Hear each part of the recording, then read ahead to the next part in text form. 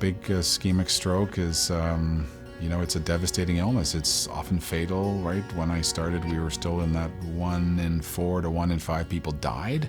So mortality is high, and then of the people who survive, many had substantial disability, and that affects not only the individual, but of course everyone around them, their family, their, how they support themselves socially, all that kind of stuff, and often results in reduced longevity even if you do survive the initial stroke. I'm a professor of neurology at the University of Calgary and a practicing neurologist, and my main area of clinical research is in stroke. 2 decades ago, I made a clear decision in my own mind that I wanted to change the course of stroke and stroke treatment and work towards what it would take to get there. Almost certainly what's generated the interest in the award here is we developed this endovascular treatment for acute ischemic stroke, and we tested it and proved it and made it work and showed that it could be done. If I think back, one of the really gratifying things that happened with the ESCAPE trial, and we ran it internationally, but there were 11 hospitals in Canada which participated. Once it was clear the trial was positive, those 11 hospitals were able to then roll out the therapy almost immediately. So it is often difficult to move stuff, once you've proven it, into routine care.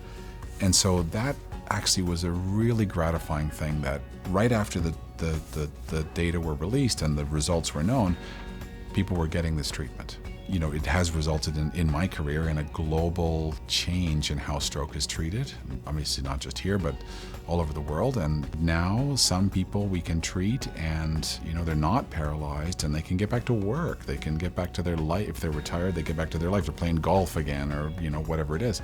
So once you have a successful treatments, then you need people who become expert in that treatment too. And so one of the things that we've been, and my colleague Andrew Demchuk has been, a real driver of is training. So training young people, training young physicians in stroke neurology. So it's been terrific to see.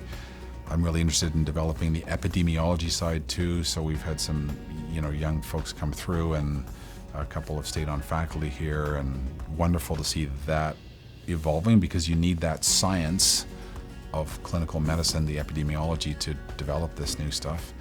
The patient successes, the early career researchers, their successes and their evolution, those are the things that fill the tank. It's absolutely not true to say that we can, cure and fix everybody by any means. Seeing what it was and what it is now is amazing. It's just like, so that's incredibly motivating, right? Right? We've made progress. It's incremental, and there's still lots to do.